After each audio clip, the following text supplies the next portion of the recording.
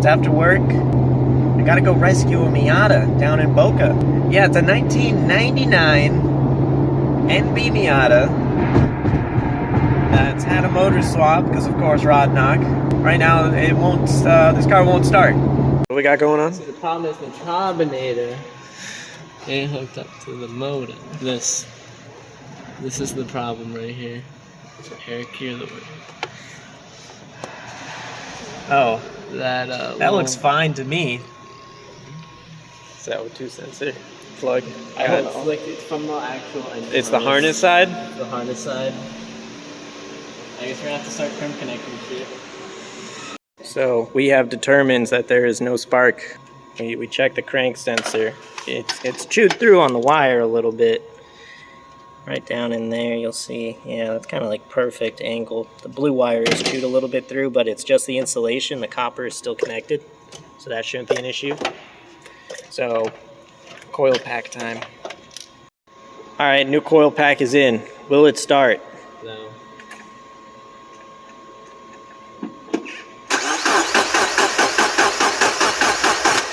Incredible.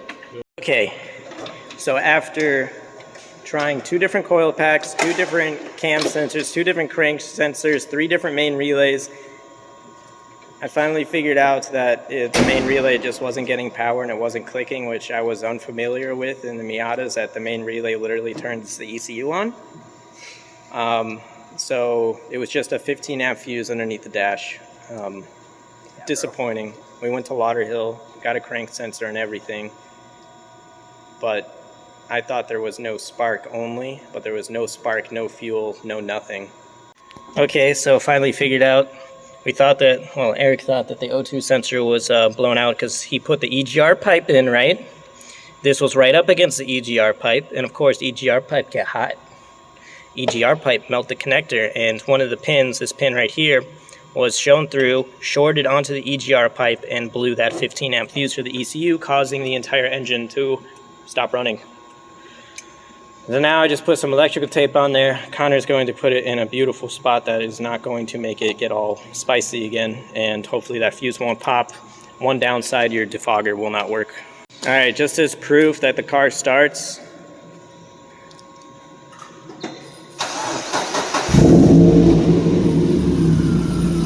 yay, boomer thumb, boomer thumb, boomer thumb. Just goes to show that sometimes it's the dumbest thing in the world that's wrong with the car. You just gotta find it. And we went through a whole bunch of expensive shit to find out that it was just a 15 amp fuse. We're out in the wilderness today. Got a little bit of shop space to work on this truck over here. Little simple water pump job in this truck. Just decided to blow up randomly. It's a 3.7. Luckily it has the external pump because this is the rear-wheel drive version of this engine.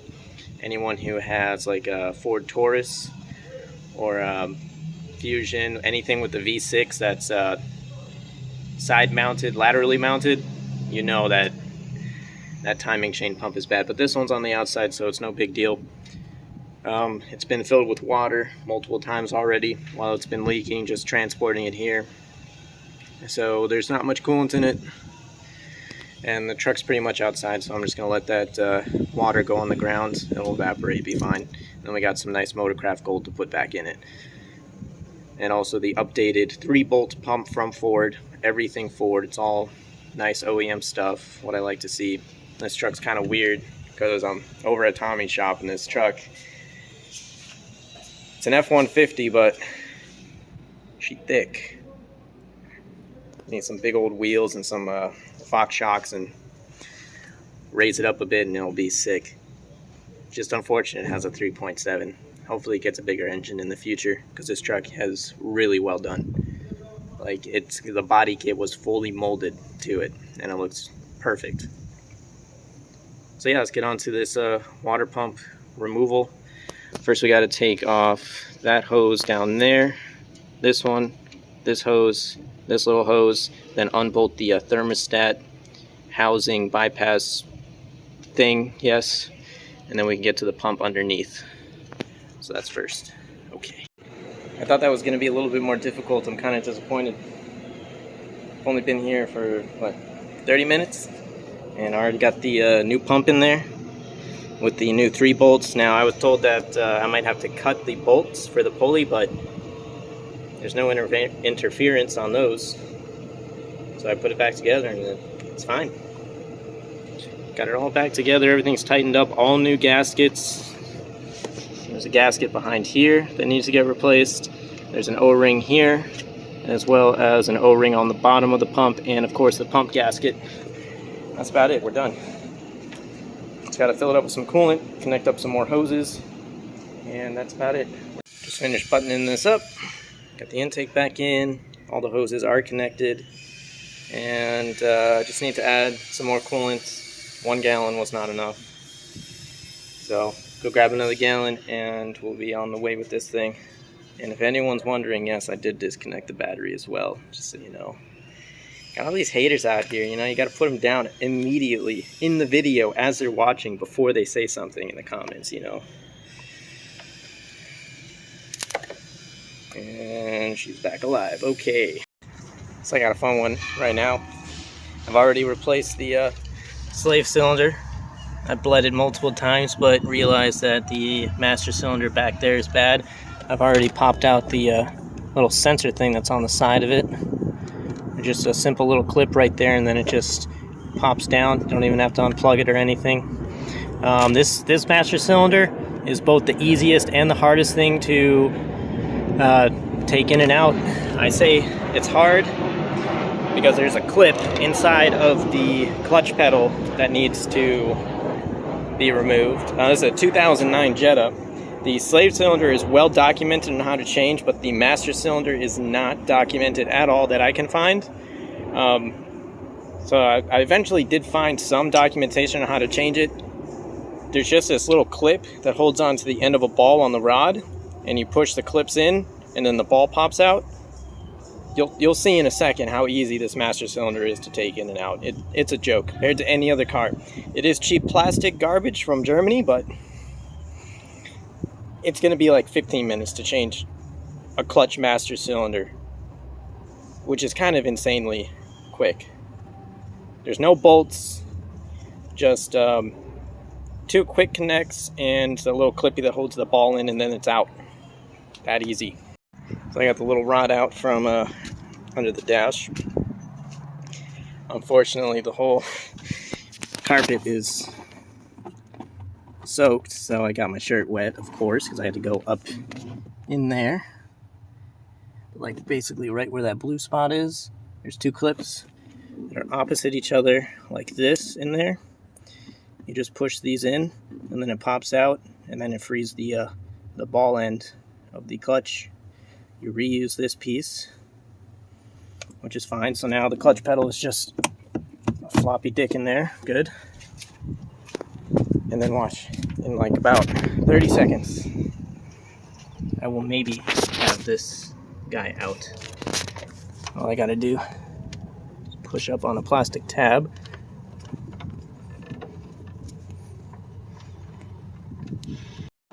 I just noticed that my phone, I accidentally hit a button on the side of it, so it stopped recording, but the master cylinder is out. It has been but a minute.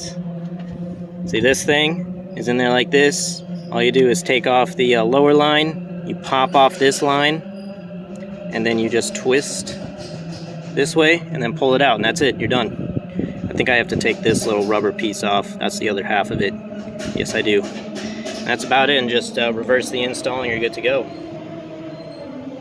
Pretty snazzy stuff. Alright, so it's currently Sunday. Just gonna do a quick update. I haven't done anything at all for like the past 3 weeks. I don't know what's going on with me, but I'm just not having a good time.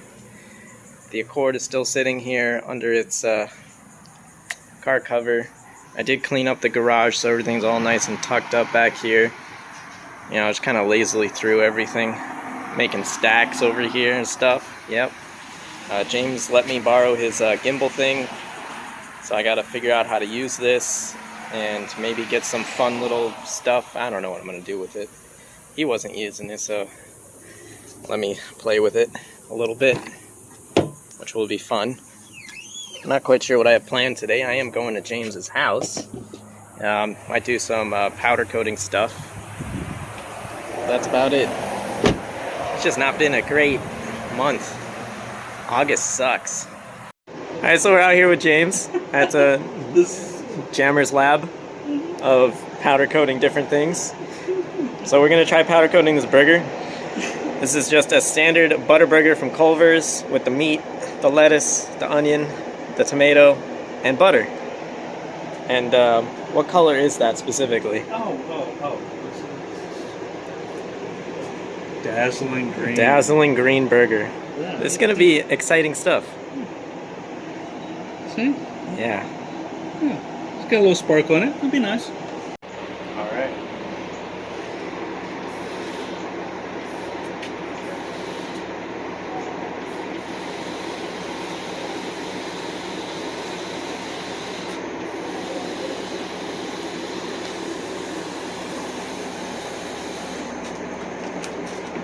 Good?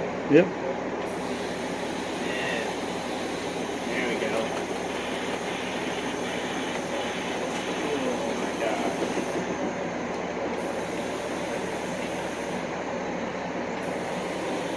I think that's good. I think that's enough for your first coat. I think that's good for one coat. Yeah. Get everything. Now it looks like the Krusty Krab Nasty Burger.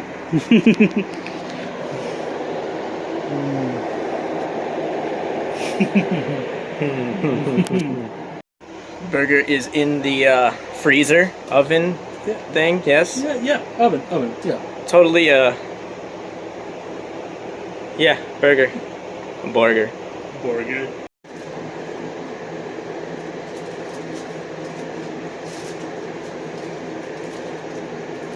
What you cooking over there? Burger. What the hell is that?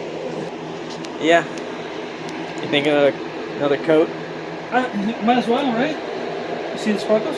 Yeah, I Yeah, see the sparkles, sparkles. Nope.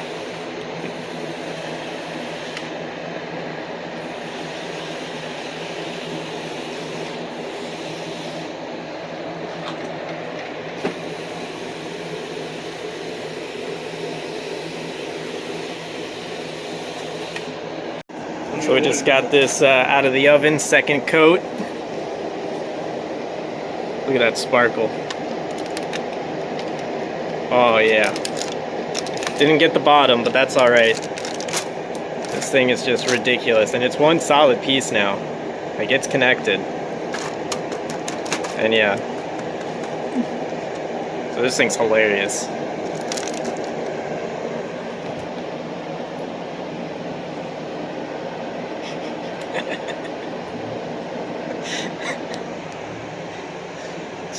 What do you think about my burger?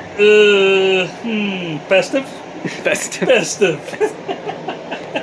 Overall, though, no, I didn't actually take a bite. Overall, it's all right. You know, obviously didn't get the bottom, and of course couldn't really get everything, every nook and cranny. This is only 2 decent coats of powder coat on the burger, but it's definitely like it's one solid piece. I could probably pull it apart relatively easy because there's only like a tomato holding that together. It's the most ridiculous thing I've done. Powder coat a fucking burger green. And it's very green. Huh. None of the photos really pick up how like nice and green this is. Kinda does it. But Jesus, this thing is nasty. Kind of want to cut it in half or at least peel it apart. You know, we'll peel it apart. Since this obviously isn't going to be any type of save. Oh. Yeah, it's just burger.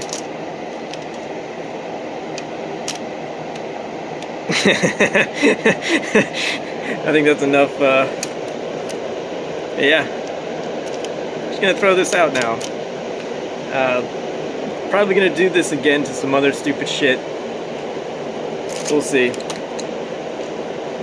I don't want this to be like part of the channel. It's just something stupid, you know. I came up with this idea a couple weeks ago. Finally came over here to James's house and went and got some burgers at Culver's, and I'm like, yo, get an extra burger, James, and you know what for. And he's like, alright, man, we'll do it. So we did it. Bad.